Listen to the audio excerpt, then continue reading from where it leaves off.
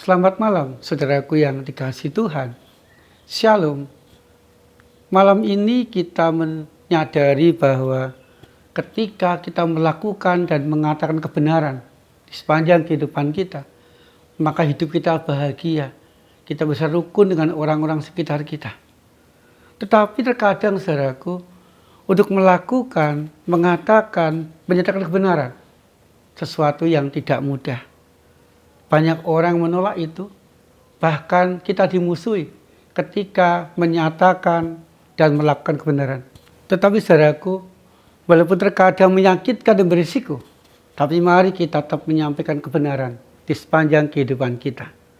Malam ini saudaraku, mari kita sejenak menyediakan waktu kita untuk membaca dan merenungkan firman Tuhan.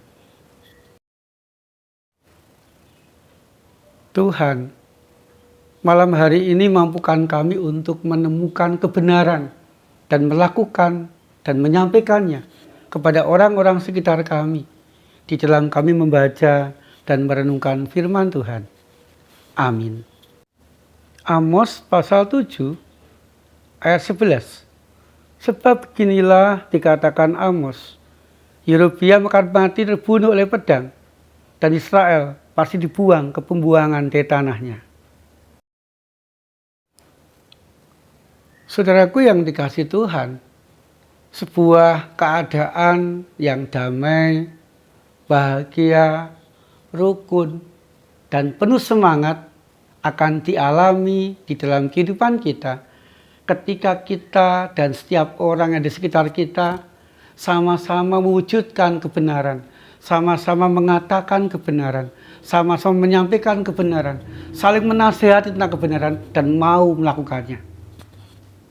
Tapi saudaraku, kadangkala tidak mudah untuk kita menyampaikan kebenaran, untuk kita memberi nasihat kepada orang-orang yang lebih tua misalnya, kepada orang-orang yang lebih berpengaruh misalnya, kepada orang-orang yang punya kuasa misalnya, kepada orang-orang yang sudah merasa benar misalnya. Kadangkala resikonya kita akan dimusuhi, kita akan dimarahi, dan bahkan kita akan diancam. Itu juga terjadi dalam diri Nabi Amos.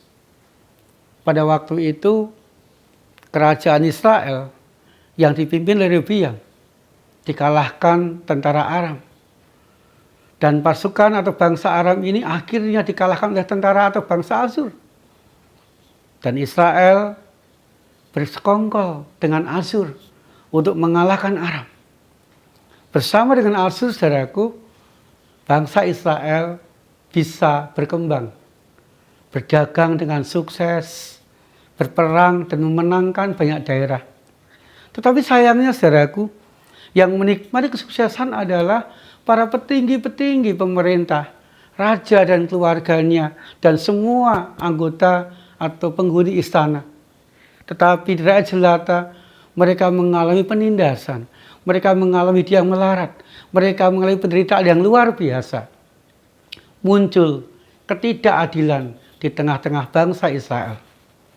Saudaraku yang dikasihi Tuhan, di tengah-tengah keadaan seperti itu, pemuka negara, pemimpin-pemimpin dan raja, mereka lebih suka kepada nabi-nabi palsu. Bahkan mereka membayar nabi palsu supaya senantiasa mengatakan bangsa kita diberkati, Tuhan memberkati, dan seterusnya. Padahal itu semua semu. Di tengah-tengah mereka merasakan berkat bagi petinggi-petinggi, terjadi keadilan oleh atau dialami oleh rakyat jelata. Ini yang disampaikan Amos kepada Raja Yerobeam. Dan Tuhan ingin supaya Amos menyampaikan nasihat, menyampaikan nubuat bahwa Yerobeam akan mati terbunuh oleh pedang dan bangsa Israel akan dibawa ke pembuangan di Babil. Saudaraku yang dikasihi Tuhan, ketika mendapatkan perintah seperti itu dari Tuhan, Amos yang sebagai petani pada waktu itu, dia mempunyai keberanian yang luar biasa. Walaupun ia menyadari bisa saja ia dibunuh Raja Yerobeam, Bisa saja dia dipenjarakan, bisa saja dia diancam dan sebagainya. Tetapi saudaraku, Nabi Amos tetap menyampaikan kebenaran itu, walaupun menyakitkan dan penuh resiko bagi dirinya, menyakitkan bagi Raja Yerobeam. Betul saudaraku, ketika Nabi Amos menyampaikan bahwa, "Hai Raja Yerobeam, engkau akan terbunuh oleh pedang, dan bangsa Israel pasti akan dibuang ke tempat pembuangan dari tanahmu." Raja Yerobeam sangat marah. Dan dia mengatakan, "Pergilah kamu, pulanglah, tinggalkan Israel, pulanglah ke Yudea, ke tanah kelahiranmu." Saudaraku yang dikasihi Tuhan, keberanian Nabi Amos untuk mengungkapkan nubuat, teguran, nasihat kepada Yerobeam sungguh-sungguh luar biasa. Dan nubuatan itu terjadi saudaraku. Yerobeam benar-benar mati karena terbunuh oleh pedang musuh, dan bangsa Israel benar-benar dibawa ke tanah pembuangan, yaitu di Babel. Sebuah keberanian luar biasa. Walaupun kadang menyakitkan dan berisiko, tetapi Nabi Amos tetap menyampaikan kebenaran kepada Yerobeam dan bangsa Israel. Demikian juga dengan kita saudaraku, Tuhan ingin supaya kita senantiasa mengalami, menemukan kebenaran Tuhan dan mampu melakukannya, menyatakan, menyampaikan kepada siapapun dalam kehidupan kita sehari-hari. Agar apa saudaraku?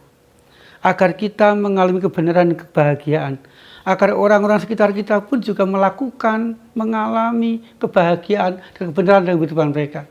Sehingga saudaraku, hidup kita akan senantiasa rukun dengan orang-orang sekitar kita, diberkati di dalam kebenaran Tuhan, dan sungguh-sungguh dimampukan Tuhan melewati, menyelesaikan segala sesuatu dengan baik.